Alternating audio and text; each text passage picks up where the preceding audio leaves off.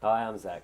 And I'm Alex. And on today's Bike Matters, we're going to be looking at the naked bikes that have been recently released and basically ones to watch from that. Of course, it is worth bearing in mind this is in no order. There's no particular ones we're favouring here. There's many naked bikes out there, but this is just 5 that we think are ones to watch.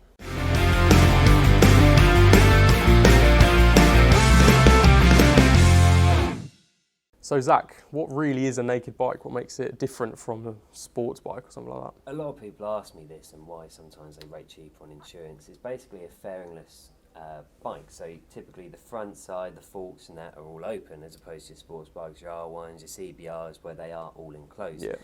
The forks are typically longer as well, so you sit more upright on it.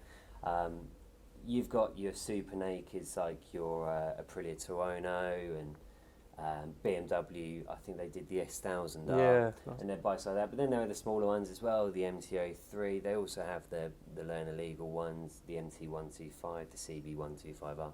There's so many different CC versions of naked bikes, but typically they have a very similar engine to the sports bikes, maybe a bit torquier, less top end, and no fairing at the front. Yeah, exactly. So they basically cater for a massive range of bikes. You've got your 125s, you've got your, as you said, the 1000s. So they usually do it, so they bring you up through the ranks onto the bigger bikes, and they're just ideal for commuting really as well. They're a lot more nimble. So. Yeah, like really flickable. You can get around traffic nice and easy. So perfect. Now, first up here, we've got the KTM 790 Duke. This is one that they announced recently at one of the motorcycle shows that got everyone talking. It's the latest addition to their Duke range, of course. As we said there, you've got the 125 Duke, you've got the, is it 390 Duke? They did a 390 for a bit, yeah. So you've got quite a few Dukes on the market. Now this one's going to be more on the sort of like middle to top end of that range. It's going to be priced at about £8,499. Now, of course, here, for the features you get with the 790 Duke as standard, you can have motorcycle traction control, or MTC, some slip regulation, so MSR, ABS as well. You can have 4 different ride modes and basically a quick shifter or clutchless shifting. The weight of the bike's not too bad at all. It's 169 kilograms dry. And the engine itself that you get, it's a 4-strokes, 2-cylinder parallel twin, and that is a KTM's first. They've not done that before. The output is expected to be 105 brake horsepower and a 14-litre tank. So all in all, for your money, you can't really go wrong with this one. I'm surprised they went for the parallel twin option, to be fair, but that's nice, because they used to have they've always been very particular of how they do the CC. So it's 125, 390, 690, 1290. They did it up like that through all of their ranges. But Duke's the one that broke it. Rather than having the 690, they've discontinued that for the 790. I think a lot of people were complaining that because it is a touring, a naked bike as such, but it had the same engine as their RC, their sports bike, it just wasn't delivering as much. So they have put it up a bit. It is a bit torquier, and the parallel twin is what's making it torquey. There's more power assertion to both wheels. So yeah, perfect. It's a brilliant bike, brilliant bike. So next up, Yamaha. We always speak about them. This time the MT-09 SP. They've recently made the SP version. They had the MT-09 for a little while, along with the 07 and the 10. But this is just a bit more of a on steroids version. It's a pricey bike. It's £9,199, which is £800 more than the standard MT-09. 847cc, 3-cylinder liquid-cooled 4-stroke engine, their usual internal stuff. But it's 113 brake horsepower this time, 14-litre tank, and it weighs 183 kilograms. So, again, not overly heavy for what it is, but they are quite pokey. They've got the usual colour schemes as well. The Yamaha off the night fluo, the blue, the black. So, again, a very popular bike, and it always will be. We don't need to try make videos to actually get them to sell. No, exactly. Fantastic. As you say, their range as well, they cater for everyone. So if you're first on the market and you fancy an MT, you've got the 125. If you're looking at your A2 license, maybe consider the MT-03. If not, or you the can 07, or the 07, on the AT. So then we've got this SP version. You're pretty much going to be a more experienced rider, I'd say, but you're still getting the top end of the market with this one. Yeah, so definitely, these have become more popular than the MT-10, to be honest, the SP. So that says a lot itself. Yeah, exactly. And then we've got the Kawasaki Z900. Now, recently Kawasaki did change up their naked range. I think it was in 2017 that they looked at doing this. The Z650 replaced the ER6N, so the naked ER6, and the Z800 became this Z900. Now, they have tried to make this range a bit more accessible to riders, but still bringing in some overall improvements as well as upgrades to the engine. Now the Z900 is the largest engine on this list, and it is pretty much verging to not even being a middleweight or like the middle range anyway. It's pretty much at the top end here. It's an inline 4 engine. It produces 125 brake horsepower, but you do still get a smooth ride. The weight is about 210 kilograms, so they've shaved 21 kilograms off of the previous model. Get a big tank here as well, 17 litres.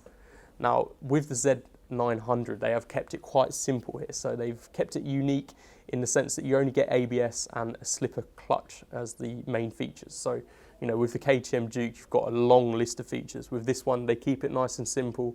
So if you like just, you know, being on the road and you've just got the bike on the road and, you know, you feel on the road with the bike, maybe this one's for you. And the price for it as well, 8,399. Yeah.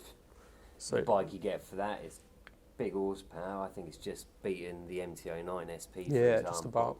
And I think it's really good that Kawasaki, they've reinvented a lot of their ranges actually. So I like the ER6N and the ER6F, Yeah. but I think they did need to do something like move them over to the Z650s, the Z8, Z9 is what they needed. But I think these will sell just as well as the ER6s. Oh yeah, 100%. As we said there, it makes it very accessible. So, you know, to get into the Kawasaki's it's with the price range. User-friendly. Yeah, absolutely.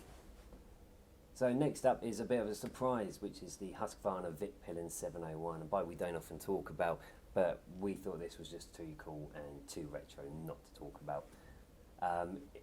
Like I said, it's a retro design, but modern styling as well. Create something fresh and different. Priced here at £8,899.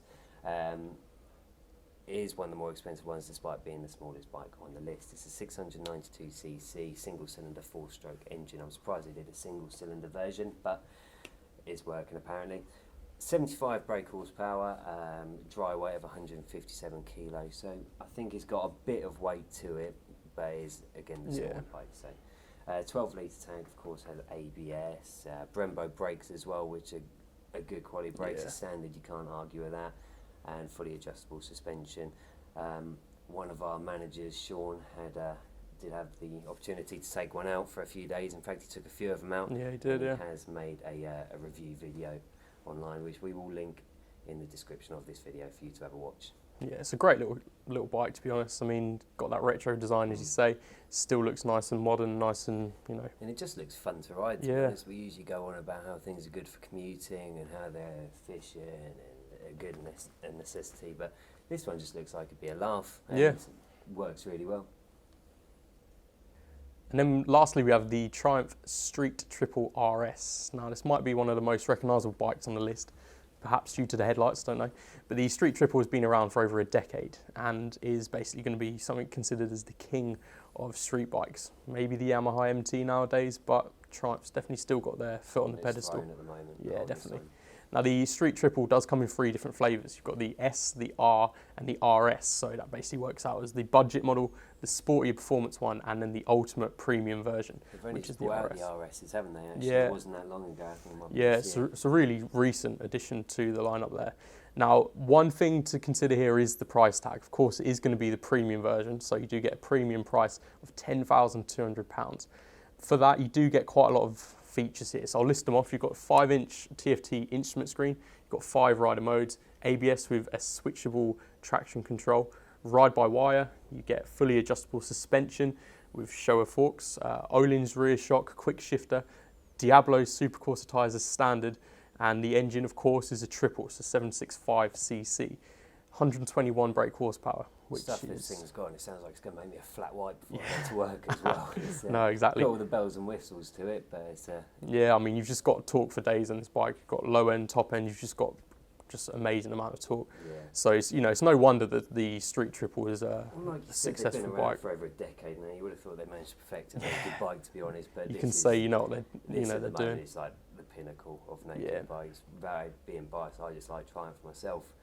And I think what they've done with this is just brilliant. It's easy to ride. It's a triple cylinder, yeah. That's the point of it. The Speed Triple RS as well is actually quite nice, but obviously that's a bit off topic for this. Well, yeah, but I mean, either way, this Triumph is definitely one that we really like here, as you can probably tell. So yeah, that's definitely going to be up there on the list when you look at naked bikes for us.